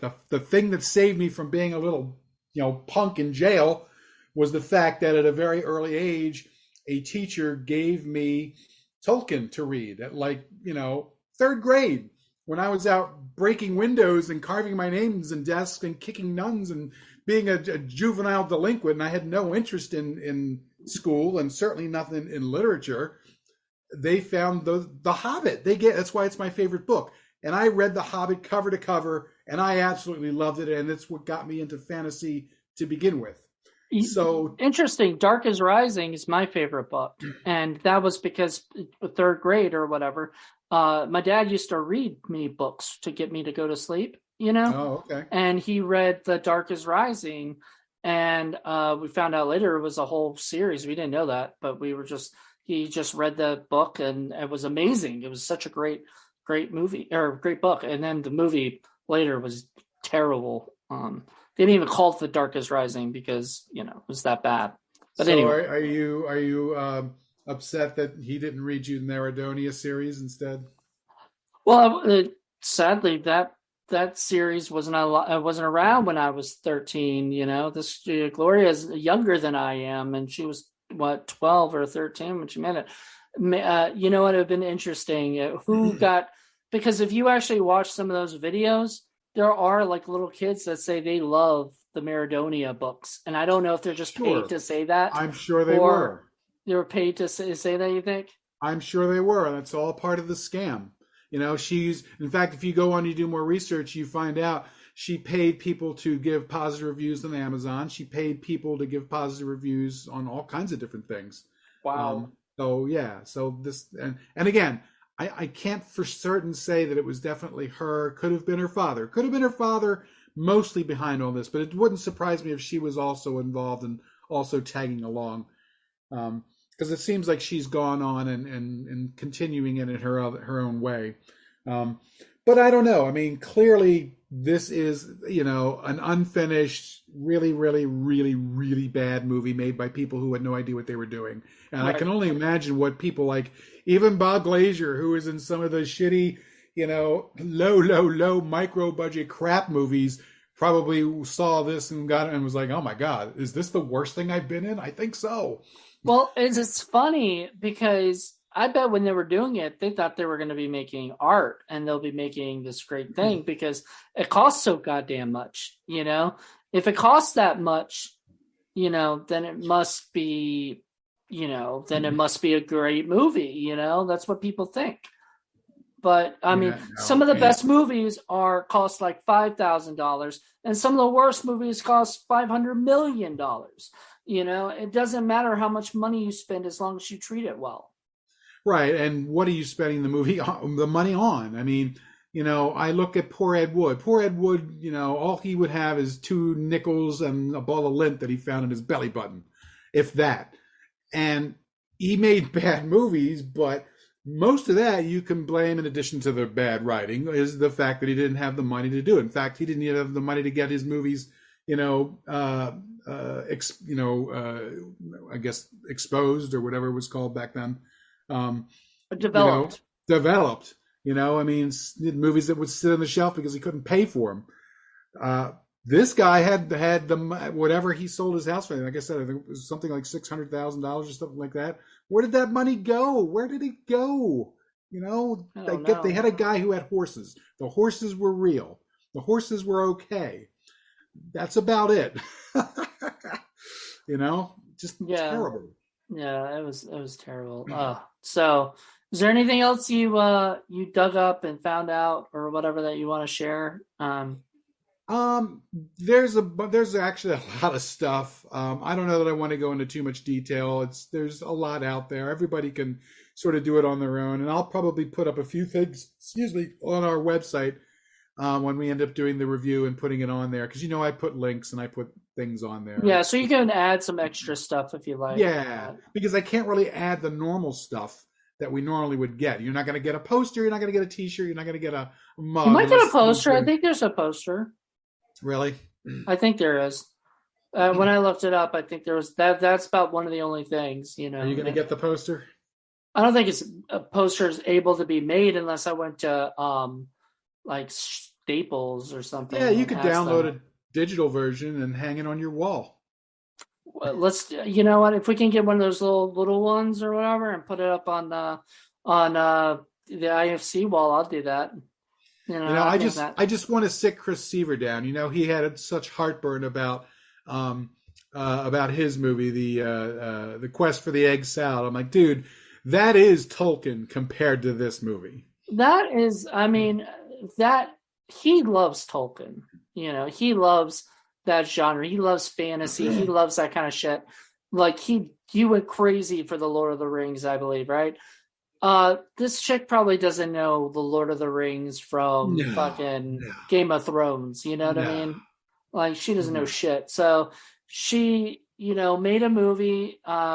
She wrote a book when she was 12, based on her whatever knowledge of fantasy. And then stealing stuff from Narnia and Lord of the Rings and other sources. That's what it's felt like, Narnia and Lord of the Rings. And yeah, all of them mixed into one big fucking story. The sort of thing you do when you're a kid because you don't know any better. Right. Exactly. Like me and my sitcom. I didn't know shit. I didn't know how to my writings. Yeah. But now, like when you get to be about the age that she was to make the script for the movie, you know a little bit more, and you should probably treat it better. I mean, the smart thing to do, if you were going to really go for this scam, the smart thing would have been take some of that money and hire a ghostwriter or, a script doctor to actually go back and write it so that it makes sense and it's professionally done. Then stick your daughter's name on there and then try to make the movie based on that. That's what he should have done if you were smart.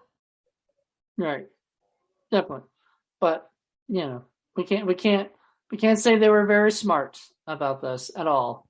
No, but you know what? They made a movie. It's out. It's available. That's not available. Oh, it's not available. It's not. Well, it's available to us to see if you look for it. But you're right. And from what I understand, I think it was even you that may have said that she's pretty much distanced herself from the project and has. Oh, she changed her name. She is now Sophia Nova. She is. She wrote another series that looks just as boring. Which sure. I kind of feel bad. Like I don't like bashing her because I think in a way, she didn't know better, in a way, maybe, or whatever, but she should have. It's hard to say. It's hard to say how complicit she is with her father's scams. I mean, I don't know. I honestly have no idea, and I guess we'll never know. But, at some point along the line, you've got to figure, you have to find something out there to do that you're actually good at. And you have to put aside weird shit. It's like that mutual former friend that we have who thinks that they're going to be a rap star. It's never going to happen. At some point, you got to put that shit aside and get a real job. What can I say? It's reality. Yep. So, sadly enough, I know a lot of people who think that they are rappers. And I just want to say this. Stop. Just stop. Don't do it. Because, I know for a fact I can't rap, and I don't even try, because I just know better. Right. Some people just don't know better, I guess. I don't know.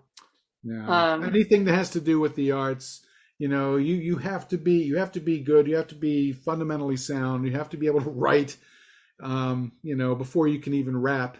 or sing or write songs or anything like that. So if you don't have the basic foundations, I mean, you're kind of screwed. And I found out that she was kind of homeschooled in some kind of weird religious thing, so she didn't even get like a regular education. So who the heck knows if she's even gotten to do like math skills or basic skills? She may have not even gotten that stuff. So who knows? Well, I guess it's time for your rating, 10. And damn it. I was going to say, John and I both gave it a 10 already. The question for me is this 10 plus worthy? And that's the thing I had to wrestle with, because that was a new level of 10. Remember that David the Rock Nelson birthed to us with Miss Werewolf. So the one and only 10 plus so far. I gotta say, this came close. This came as close as any other movie that I've seen, because this is worse than Neil Breen. This is worse than Hanneman. This is worse than any of the other 10s we've had, with the exception of Miss Werewolf. Miss Werewolf is still. What was the other guy that you don't? The guy from Virginia that we did. Oh, Charles B. Cullen. Yeah. So this is like, he's also very close. At least that last one we watched was so bad, it was almost close to whatever. I think we didn't even give it. It didn't even get a 30 because of Paige. Yeah. So should have gotten a 30, because that one's terrible. Well, all of those movies have at least a fun factor to them. This one had zero fun to it. That's the main reason why I was like, oh my God, I'm so close. But in the end, I think we're going to have to stick with our pal David the Rock Nelson as being the only 10 plus out there. This close. Came close. Yeah. Oh yeah, it came close. I don't know. Because you know what? David the Rock Nelson is not trying to pull the wool over anybody's eyes. He knows what he's doing. He knows what it is. And he doesn't care. He's making his movies and he's having fun with it. He's not trying to cheat anybody or tell anybody something, that he's making this great thing and etc. He knows what's going on. Also, he doesn't stop and cut when somebody comes up and talks to him, and he just keeps rolling. Keep rolling. All footage is good footage. Oh, Lord. Well, I guess that's it. This, it's funny. I should have known, because when I sent it to you, the response that you gave me was, "Are you trying to beat me with what is it? Turkish Star Wars and what's the other one? Lycan Colony. Lycan Colony. Like, are you trying?" And I also had Busted, which was a 30 as well. If you've watched that movie, that movie is rough. Even Corey Feldman disowns it. I watched these movies. I put these movies this year that even the directors have disowned, because it's, they need to get out there, or whatever. I know. That's why I was like, you're making me get into my medium level stink from here on out. I've been going soft on you guys. You have, but we've had, this year you've been given, or this season you've been giving us more 30s than anybody else. I did finally bring out Nick Zed. You brought out Nick Zed. You also, I don't know, is this out before the other one? I don't want to mention something before this one comes out. Yeah, we're kind of ahead, so we have a few. So I have to figure out what we have a few surprises coming. You already gave us Die Hard Dracula, which was almost a 30. Oh my goodness. Love to Die Hard Dracula. I know you did. Lycan Colony, Geek Maggot Bingo. Oh, Geek Maggot Bingo. My goodness. It's hard to believe that I'm in a position where I can say that I've shown Geek Maggot Bingo to people, and people are like, that's pretty bad, but I've seen worse. I'm like, wow. Yep. And then so you also gave us Last Vampire on Earth, which did not get a 30, but should have. Almost close. Feel like close. I didn't even give it a 10 though. And then Marina Monster. Marina Monster. And these are all your movies, I'm saying. So I'm just saying, you've been pretty rough this year anyway. I've only given 2, you've given like 5 or so, 4 or 5. So don't be saying you're not going rough or whatever. You've been pretty rough. I haven't even brought out Weasels Rip My Flesh yet. I haven't even brought out Andy Milligan yet. There's just so much out there. I know, but just so everybody knows, there are going to be probably a couple more 30s because we already got a couple more planned. But then there's going to be a few that are just fun, Yeah, we've got some fun ones coming up too. Yeah, because we don't want to give nothing but 30s, but but it's been high. It's been up in the 20s most of the time. Like there has been very little below 20. Which is good. We took it to the next level this season. Well, we've had more, extra movies. So we take it to a different level. But thank you guys for checking this out and letting us know letting us know your if you ever get a chance to see Maradonia, please let us know what you think. Maradonia and the Shadow Empire. Yeah, there was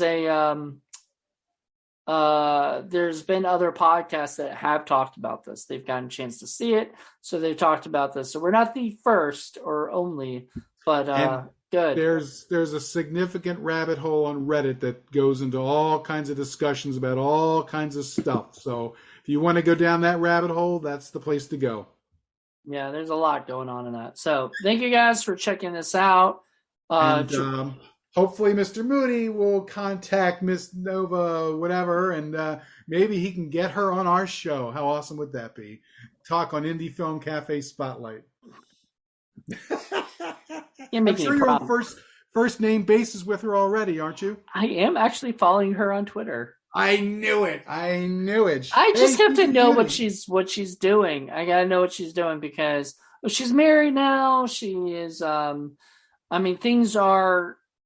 With the sadly passing of her father, there's a lot going on. So, with her, but she is, she's definitely somebody who I kind of feel bad, that we're sort of going into this big, thing about, but like you put a movie out there, this is what's going to end up happening. Even if you try to get rid of it so nobody finds it, people are gonna find it. There's no way to get rid of it. You can't retract anything from the internet. Once it's out there, it's out there forever. Mm-hmm. That's why I've been taking movies and putting them on unlisted on YouTube, because you just don't know. They may disappear at some point or whatever. Unless you've got the skills of a Neil Breen who can hack his way into the internet and retrieve all his movies and get them back. It's hard to do. Yeah, I gotta buy a Neil Breen movie at some point. Yes. But I haven't. They're just it's just too fucking expensive. I don't know how you afford it. Worth their weight in gold. Yeah, maybe. All right. Well, thank you guys for checking this out. Join me next week. I'll do another one, and then it'll be a Paul one. So just get ready. Have a good one, everybody. Bye. Bye.